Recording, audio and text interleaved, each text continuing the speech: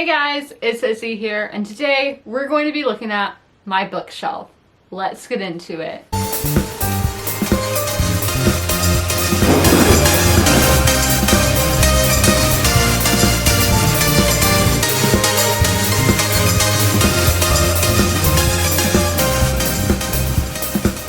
We are going to be doing a bookshelf tour today. Now this is my first ever bookshelf. It's kind of difficult to get to. I have a big pile of stuffed animals right here because I have nowhere else to put them. But, oh, I guess I didn't show up here, but here we have my collector's editions, the 25-year editions of A Game of Thrones, A Clash of Kings, and A Storm of Swords. Then I had these two books that are the photography of Game of Thrones and the art of Game of Thrones. And then behind the up on the shelf back there, we have all my editions of George R. R. Martin books that I read and annotated. So Fire and Blood, A Game of Thrones, Clash of Kings, A Storm of Swords, A Feast for Crows, and A Dance with Dragons. So let's go to this shelf right here. So actually on the top, I have a bunch of random autograph cards, just promotion cards for NASCAR. Yeah, so when I met Noah Gragson for the first time, because I've met him like randomly after that, and this was at like a meet and greet. This is Kurt Busch back in the day. I am a fan of the number 2 car now, but I wasn't back then. We have Dell Jr. We have Jimmy Johnson and Chad Knaus on this one. We have Jeff Gordon here, one of my favorite paint schemes. Cal Busch, looking pretty cool. Carl Edwards with the Aflac duck. And then Jeff Gordon again with Pepsi, which we know I love Pepsi. And then Sam Hornish Jr., I don't really know who that is. Before COVID, there was a parade, and the truck drivers for the car haulers would like give those out. The other knickknacks I have here, this is another NASCAR related thing, believe it or not. Ryan Blaney signed this, and Cole Custer. And then I have this little sign that I got at the Hallmark store. Literally, I don't know when. I'm trying to see if there's a year anywhere on it possibly, but I'm not seeing one. But it says, "Be yourself, no one can tell you you're doing it wrong," which is so true. And since I do have kind of a Game of Thrones theme up there, I just have this Gendry Funko Pop. I don't know why he's randomly right here, but this is from the last season of the show, I'm pretty sure. Maybe something like season 7, actually, I'm not sure. But let's get into what I actually have on this first shelf here. So our first little section is Star Wars. And every book on this shelf, except for the ones up there, are books that I haven't read yet. So this is a TBR shelf for me. We have Into the Dark by Claudia Gray. I'm reading all the Star Wars books in canon and legends in chronological order. So we have another High Republic, The Rising Storm by Kevin Scott. Then we have this one that I'm pretty sure was a gift, and this is Star Wars Darth Maul Shadowhunter by Michael Reeves. I think my dad got me this one. He got me one of these Darth Maul ones. Then this one, Star Wars Maul Lockdown by Joe Schreiber, which I really liked Red Harvest by him, so hopefully this one is good as well. Then we have like my favorite era, which is like the Clone Wars era, like the prequel era, which is Master and Apprentice by Claudia Gray. Did we already do one by her? Yeah, we did. And then we had, this is Star Wars Episode 1, The Phantom Menace by Terry Brooks. We have Queen's Shadow, which my friend Sarah got me one of these Queen's ones, maybe both. We have Queen's Peril right here by E.K. Johnston. Is it? Yeah, Johnston. Then we have Attack of the Clones. I love this cover. This is by R.A. Salvatore, by the way. I love it. We have Revenge of the Sith, which is my favorite Star Wars movie. And this is by Matthew Stover. And our last Star Wars book is this one that I'm so fascinated and can't wait to read, is Dark Lord, The Rise of Darth Vader by James Luceno. So we're going to pause for a minute and then get to the rest of the books on this shelf.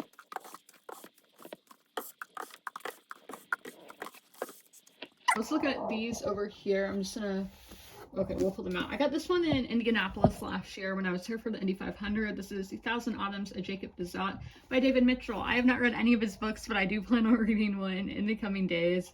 And I always buy his books because I think they sound good. And then I realize I'm like, oh, I already have a book by this guy, so I shouldn't be buying more because I haven't read it. Then this one is one of the longest time books on my TBR. It's been on my TBR forever, and it's Russia, A 1,000-Year Chronicle of the Wild East by Martin Sixsmith. I love this cover, by the way, and I will read this eventually because I am really fascinated by Russian history. This one is another one that I've had forever, and this is My Appetite for Destruction, Sex, Drugs, and Guns N' Roses by Steven Adler with Lawrence J. Spagnola. So this Steven Adler was the original drummer for the band Guns N' Roses, so it is his memoir. This one I got on Book Outlet a very long time ago, by Elizabeth Gilbert, The Signature of All Things. It's historical from America to Tahiti, and the woman was born in 1800, so 1800s, which is a time period that I do want to read more books from, and I just kicked the tripod and it did not feel nice.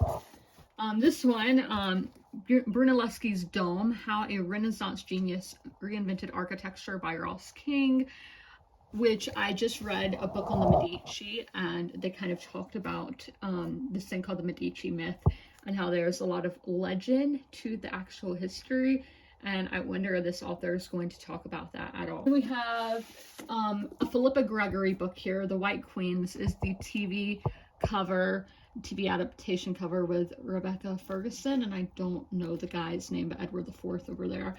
I don't care if it's TV or I'm not, like, I care what's inside, not what's on the outside of the book. I do really need to read Philippa Gregory's books, and again, I want to do it in chronological order by the Monarchs. And we're going to see another one of her books on the next shelf down here.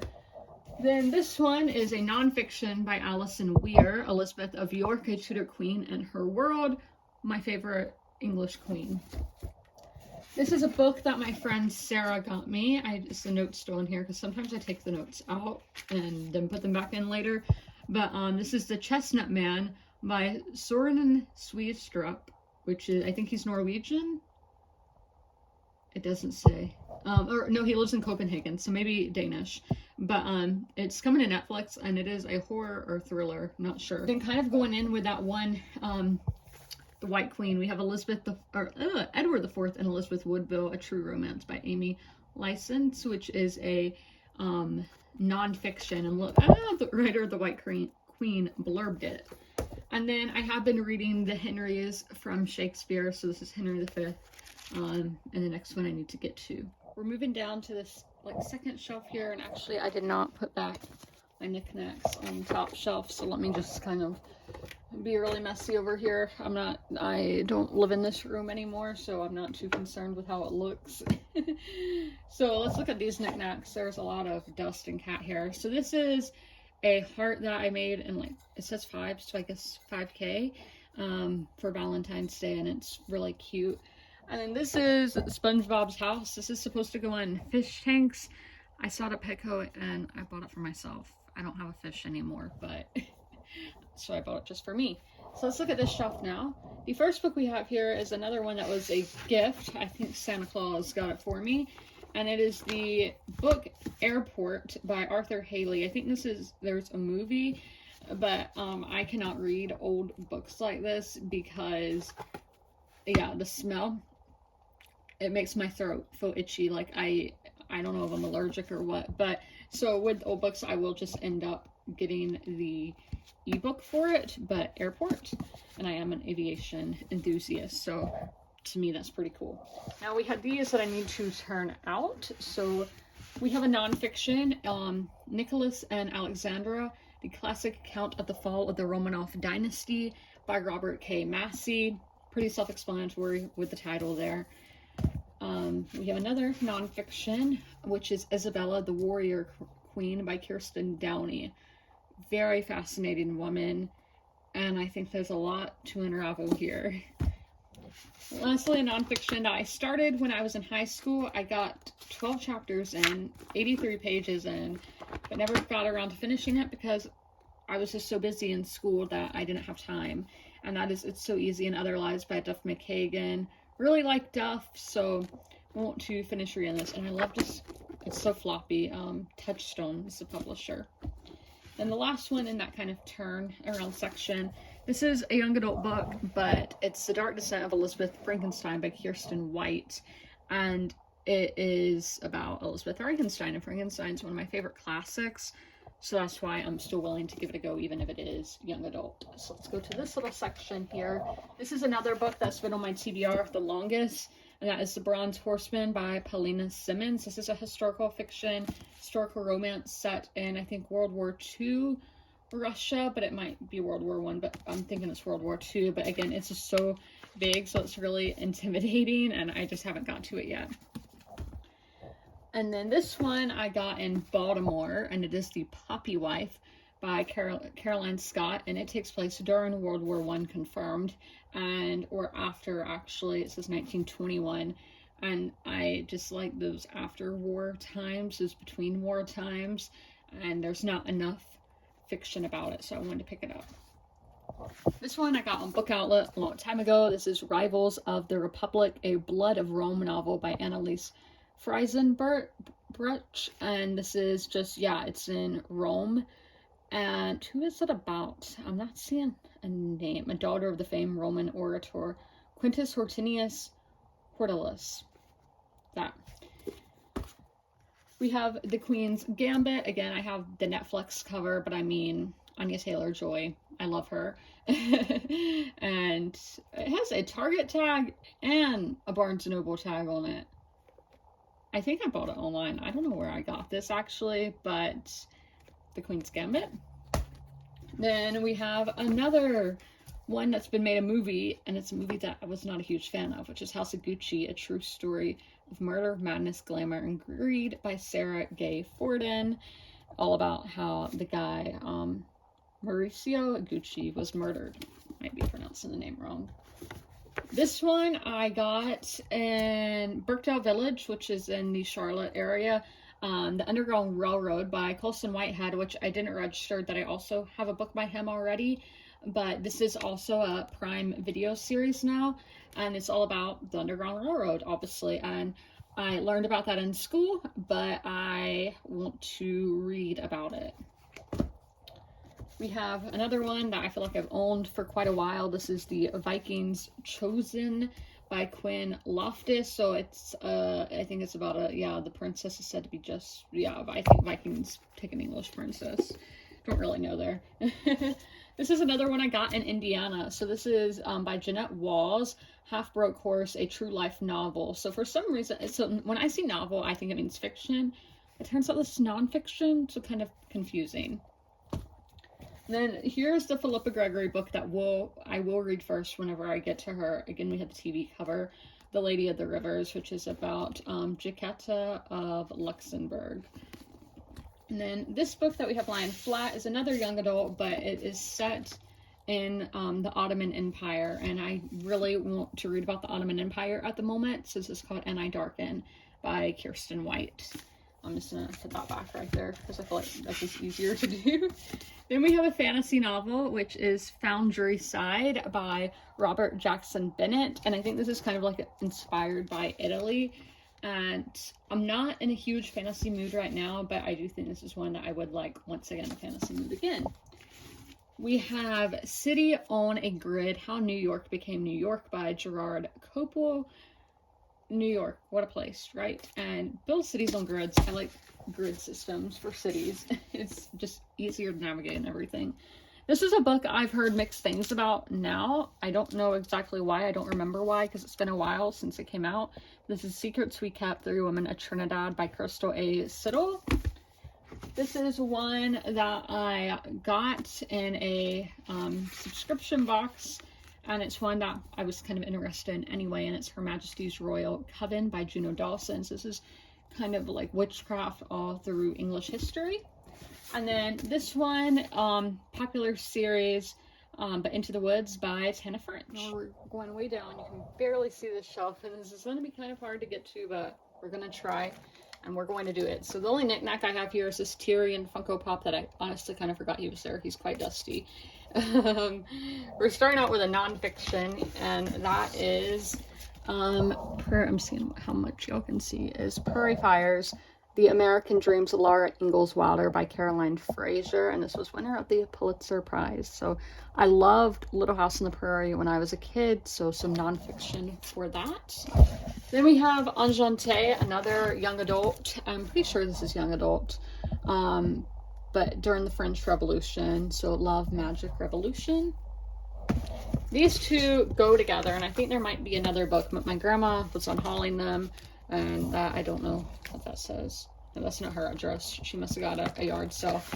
So she got to over 100 pages in here, and then DNF, like, she got like 150. So this is The Princess of Ireland by Edward Rutherford and the Dublin Saga. And then another one, I don't know if this is the second one or what, but The Rebels of Ireland by Edward Rutherford again. Then this is a non-fiction that I got as a gift, and it is called Northland, a 4,000-mile journey among America's forgotten border, which is the Canadian border, by Porter Fox. We have another non-fiction. This is Lessons, My Path to a Meaningful Life by Giselle Bundchen. I've never known how to say her last name, but her memoir. This one is Perfect Tunes by Emily Gold. This is about music and New York City, and that dragged me in. This one is a Colombian book, and we know I love reading books set in Colombia, and it is translated by Natasha Wimmer, but Delirium by Laura Restrepo. We have another one that was a gift, Huge Beast, but Boudica by Amanda Scott, Dreaming the Eagle, so all about the warrior queen in Britain. We have a booktube favorite, which is The Spanish Love Deception by Alana Armas. And this one I got in a subscription box. Probably will unhaul it, most likely at some point. Throw Me to the Wolves by Lindy Ryan and Christopher Brooks. Werewolf romance doesn't really appeal to me, but I'm willing to give anything a go. Okay, so now we have this little section that is all stacked back there. So I'm going to pause and put these books back on the shelf, and then, you know, do all. Okay, let's get to this section over here. So the first one I have on top is a nonfiction, Chaos, Charles Manson, the CIA, and the Secret History of the 60s by Tom O'Neill with Dan Pippenbring. So I really wanted to read a book like about Charles Manson and all of that, but I couldn't really find any other than like Helter Skelter, so I got this one. And we have, ooh, they're all kind of falling.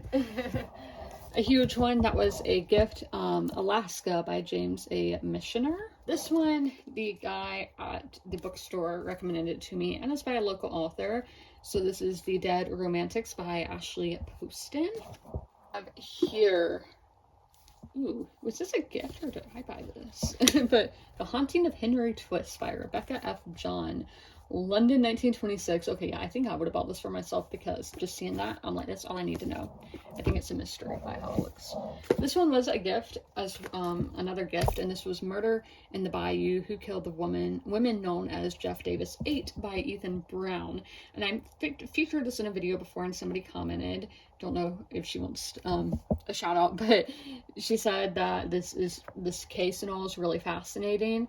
So that makes me intrigued. And I think Louisiana is a very interesting place, and the bayou, there's nothing really like it anywhere else. And this is another one that my grandma unhauled, Abundance, a novel of Marie Antoinette by Sina Jeter Naslund. So Marie Antoinette icon. Oh, the books are kind of falling. And then this one is Metallica, The Frayed Ends of Metal by Chris Crocker. My friend, one of my friends, again, I don't know if she wants me to say her name, has read this book, and she's a big metalhead, and she liked it, so that's always a good sign. And the last book on the shelf is Codename Variety by Elizabeth Wayne, and it's won some kind of prize for young adult, which, yes, it is young adult, but it's historical fiction in 1943, World War II.